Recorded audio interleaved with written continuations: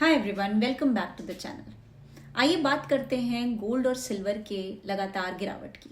Gold record पे record बना रहा था, सिल्वर रॉकेट की तरफ भाग रहा था और फिर अचानक गिरावट। एक दिन सब ग्रीन और अगले दिन सब रेड। और अब सवाल उठता है कि जब गोल्ड सेफ हेवन है तो फिर गिर क्यों रहा है? क्या रैली ही गलत थी? क्या क्रैश आ रहा है? आज के वीडियो के एंड तक आपको क्लियर हो जाएगा कि गोल्ड क्यों इतना तेज चढ़ा, सिल्वर क्यों इतना तेज भागा और अब दोनों अचानक गिर क्यों रहे हैं। सबसे इंपॉर्टेंट है, ये गिरावट वार्निंग है या अपॉर्चुनिटी है टू एक्यूमुलेट मोर। चलिए शुरू करते हैं। सबसे पहले एक मिथ क्लियर करना जरूरी है कि गोल्ड का राइज 2025 में स्टार्ट नहीं हुआ। इसकी स्टोरी 2022 से स्टार्ट होती है। रशिया यूक्रेन वॉर याद है? ग्लोबल सप्लाई चेन्स टूट गए, एनर्जी प्राइसेस एक्सप्लोड हो गए, इन्फ्लेशन कंट्रोल से बाहर चला गया। और हिस्ट्री का एक सिंपल रूल है, जब दुनिया का वर्ल्ड ऑर्डर अनस्टेबल होता है तो गोल्ड स्टेबल लगता है। इसीलिए धीरे धीरे स्मार्ट मनी रिस्की एसेट से निकलकर गोल्ड की तरफ मूव करने लगा। ये कोई लाउड रैली नहीं थी, ये एक साइलेंट अक्यूमुलेशन था। एक बहुत इंपॉर्टेंट बात यह है कि जो सेंट्रल बैंक्स हैं across the globe, like China, India, middle east, in countries के ने सबने एग्रेसिवली गोल्ड खरीदना शुरू किया। रीजन सिंपल था, रशिया यूक्रेन वॉर के बाद यूएस ने रशिया पे जो सैंक्शंस लगाए, कंट्रीज चाहती थी कि डॉलर डिपेंडेंसी को कम करें, सैंक्शंस का रिस्क कम करना चाहती थी और अपनी करेंसी को प्रोटेक्ट करना चाहती थी। यहां एक बात समझ लीजिए कि रिटेल इन्वेस्टर्स ट्रेंड फॉलो करते हैं और इन ट्रेंड्स को सेट करता है सेंट्रल बैंक। जब सेंट्रल बैंक्स बाय करते हैं वो शॉर्ट टर्म ट्रेड नहीं होता, वो लॉन्ग टर्म स्ट्रेटजी होती है। और इसी वजह से गोल्ड हर करेक्शन के बाद फिर से ऊपर बढ़ता गया। फिर आता है इन्फ्लेशन और इंटरेस्ट रेट्स का एंगल। कोविड पैंडेमिक के बाद इन्फ्लेशन ग्लोबल प्रॉब्लम बन गई। Normally high interest rates gold के लिए नेगेटिव होते हैं, लेकिन यहां कहानी उल्टी थी। मार्केट्स प्रेजेंट नहीं, फ्यूचर प्राइसेस फॉलो करती हैं। इन्वेस्टर्स को लगने लगा कि रेट्स अब पीक पर हैं, अगला स्टेप सिर्फ रेट कट हो सकता है। और जैसे ही रेट कट एक्सपेक्टेशन स्ट्रांग हुई, गोल्ड और तेज भागने लगा। क्योंकि गोल्ड इंटरेस्ट नहीं देता, और जब इंटरेस्ट कम होने वाला हो तो गोल्ड सडनली अट्रैक्टिव हो जाता है। अब अगर सिल्वर की बात करते हैं तो सिल्वर सिर्फ प्रेशियस मेटल नहीं है, सिल्वर एक इंडस्ट्रियल मेटल भी है। Solar panels, electric vehicles, electronics, semiconductors और ग्रीन एनर्जी बूम का मतलब है सिल्वर डिमांड बूम। और सिल्वर की सप्लाई लिमिटेड है, इसलिए सिल्वर को डबल इंजन मिल गया, इन्वेस्टमेंट डिमांड भी और इंडस्ट्रियल डिमांड भी। इस वजह से सिल्वर ने गोल्ड को भी आउट परफॉर्म करना शुरू कर दिया। सिल्वर अब सिर्फ पुअर मैन्स गोल्ड नहीं है, सिल्वर एक टेक्नोलॉजी मेटल बन चुका है।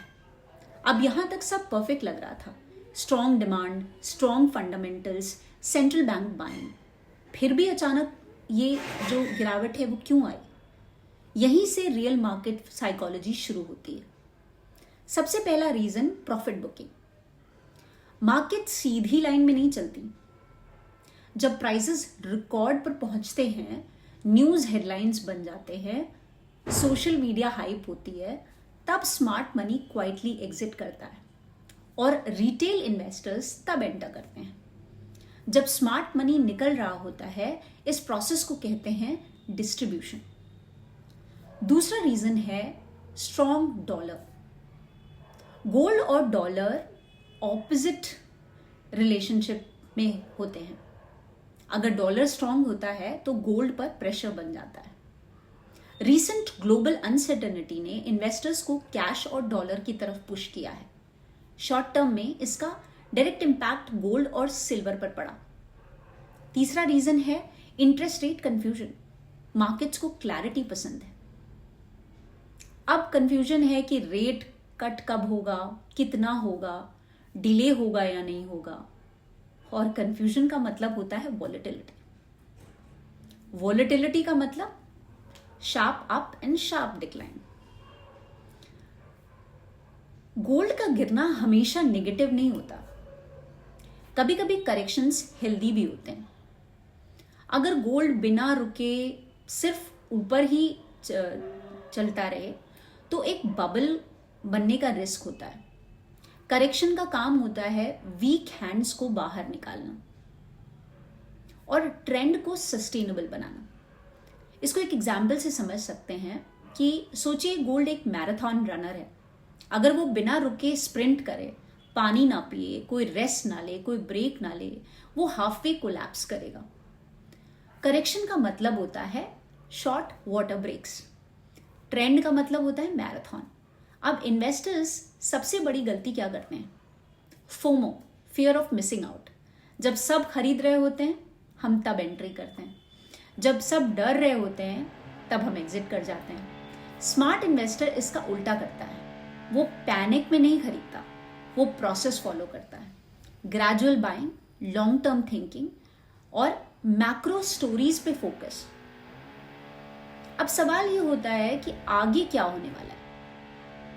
शॉर्ट टर्म में वोलेटिलिटी जरूर रहेगी, लेकिन कुछ चीजें अभी भी गोल्ड को सपोर्ट करती हैं। Geopolitical tensions, central bank buying, de dollarization का ट्रेंड और रिस्क्स तो रहेंगे ही रहेंगे, जैसे strong dollar faces, rate cut delay, short term speculation. इसीलिए पिक्चर क्लियर है, शॉर्ट टर्म अनसर्टेनिटी तो रहेगी, लेकिन लॉन्ग टर्म की स्टोरी इंटैक्ट है। There would be pauses definitely.